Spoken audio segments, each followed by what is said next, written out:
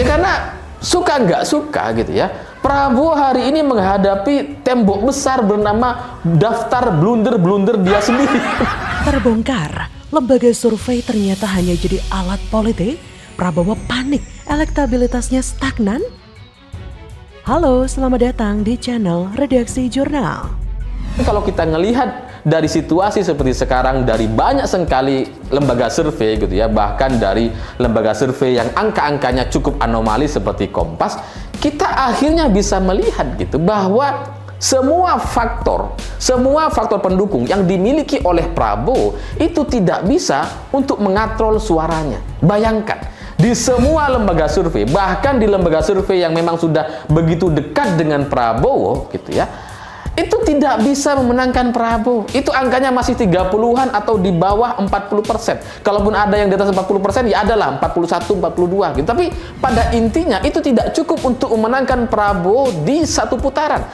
Inilah yang membuat Prabowo panik, dan terutama istana panik luar biasa. Tanda-tanda istana panik itu terlihat dari turunnya beberapa menteri yang masih aktif ikut kampanye Prabowo secara terang-terangan, seperti Bahlil dan Julhas. Bahkan Julhas pernah menjadikan kantornya untuk joget-jogetan dukung Prabowo dan viral di media sosial. Sebegitu paniknya istana dan Prabowo, sehingga mereka melakukan segala cara untuk memenangkan Pilpres ini, yang justru membuat semakin blunder kampanyenya. Ade Armando bermasalah dengan Sultan Jogja, Julhas bermasalah dengan menistakan agama, dan banyak blunder lain termasuk perkataan asam sulfat buat ibu hamil yang jadi bahan tertawaan. Tapi tetap saja ternyata gitu ya, dengan semua faktor yang dimiliki oleh Prabowo hari ini tidak mampu untuk mengatrol suara Prabowo. Suaranya masih sama seperti pilpres-pilpres sebelumnya, 30-an atau maksimal 40% saja. Itu kan artinya kehadiran Gibran di sana, dukungan pemerintah atau dukungan presiden hari ini kepada Prabowo seperti nggak ada gunanya gitu, seperti mendorong mobil mogok, nggak jalan-jalan gitu. Itu Prabowo sekalipun cawapresnya itu belimbing sayur atau sendal jepit sekalipun atau ayam sekalipun, itu kayaknya emang elektabilitasnya 40%, mentok di sana. Capres dari nomor urut 2, Prabowo Subianto, pernah mengatakan banyak lembaga survei yang tidak objektif dan digunakan sebagai alat politik. Menurut Prabowo, menjelang pemilihan umum semakin banyak lembaga survei yang dinilai tidak independen. Tapi saat ini ternyata kubu Prabowo sendirilah yang menggunakan lembaga survei sebagai alat politiknya untuk menaikkan elektabilitas yang sedang turun. Akibatnya elektabilitas Prabowo jadi turun. Klaim pemilu satu putaran sirna begitu saja. Sejumlah lembaga seperti Center for Strategic and International Studies, CSIS, Indikator Politik, dan Lembaga Survei Indonesia berpendapat bahwa keinginan Pilpres satu putaran tidak mudah terrealisasi. Penilaian itu didasarkan pada data dari elektabilitas paslon dari hasil survei masing-masing lembaga. Peluang terbesar menurut data 3 lembaga tersebut adalah Pilpres 2024 berlangsung 2 putaran. Senior Fellow CSIS Philip J. Vermont menyebutkan elektabilitas Prabowo Gibran sulit mencapai 50% dalam rentang waktu jelang pencoblosan yang tinggal sebulan lagi.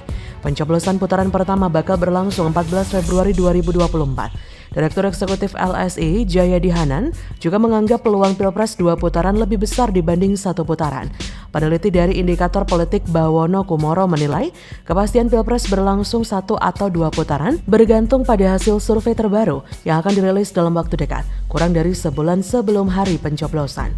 Dari realitas itu, menurut pengamat politik Universitas Pelita Harapan, Emrus Ihombing, wacana 1 putaran adalah prematur dan menabrak teori peluang. Jadi memang akan sulit. Maka dari itu Prabowo memanfaatkan lembaga survei untuk kepentingan politiknya. Pantas saja dulu ada kabar yang beredar bahwa Prabowo sangat panik ketika putusan MK jadi heboh. Prabowo yakin ini akan berdampak pada elektabilitas dan strategi politik yang dijalankan jauh-jauh hari. Setelah dipikir-pikir lagi, ini semua jadi masuk akal. Kenapa mereka menyebarkan survei ini? Bahkan ada kader parpol sebelah yang ikutan menyebarkan survei bohong ini. Mungkin untuk menutupi kenyataan sebenarnya bahwa hasil survei Prabowo makin jeblok. Mereka menghibur diri dengan survei kayak begini supaya akar rumput dan relawan tidak patah semangat. Malu sih kalau misalnya Prabowo sudah didukung Jokowi, sudah menggandeng anaknya presiden, sudah dibantu paman di MK, lalu ada koalisi super gemuk dengan partai besar, masa kalah dengan Ganjar Mahfud yang koalisinya langsing dan ramping. Survei dibuat sedemikian rupa sehingga Prabowo kelihatan sangat-sangat superior dibanding dua capres lain. Mungkin ini seperti disengaja, supaya masyarakat percaya bahwa Prabowo bakal menang satu putaran. Survei versi mereka, Ganjar ketinggalan jauh, perbedaannya sampai 22,4%. Mungkin ini ada tujuannya, yaitu menggiring opini masyarakat. Prabowo didukung Jokowi pasti bisa menang satu putaran. Makanya semua jadi masuk akal ketika mereka terus mengcounter isu politik dinasti. Terus-terusan membela Gibran yang sebenarnya tidak punya hak untuk ikut Pilpres. Bahkan Gibran dibandingkan dengan Jenderal Sudirman. Gila. Ada lagi narasi yang dibangun, semakin Jokowi diserang semakin naik elektabilitas Gibran. Buzzer dua capres lainnya makin kelojotan. Gibran menjadi target operasi penjegalan karena terlalu kuat. Dan semua itu cuma narasi palsu untuk menghibur relawan juga pendukungnya supaya tidak patah semangat sebelum bertanding. Bagaimana menurut Anda? Apa yang disampaikan oleh Pak Anies mengenai lahan berapa itu? 340.000 hektar itu hanya mengungkapkan fakta dari rekam digital yang ada yang pernah disampaikan oleh Pak Jokowi. Jadi, dan itu selama ini tidak pernah dibantah. Soal debat ketiga, Anies dan Ganjar dilaporkan ke Bawaslu. Kok umpatan bodoh Prabowo ke Anies gak diproses? Bawaslu kok diam? Halo, selamat datang di channel Redaksi Jurnal. Hari ini melaporkan Capres nomor urut 03 Ganjar Pranowo yang di dalam debat Capres ketiga dia memaksa, mendesak dan menekan Menteri Pertahanan Republik Indonesia Prabowo Subianto untuk membuka sesuatu yang kami anggap data-data dan informasi penting terkait dengan rahasia negara. Ya, benar sekali. Kami Bawaslu sudah menerima laporan tersebut. Sepanjang nanti memenuhi ketersyaratan Polri material, maka dilakukan klarifikasi.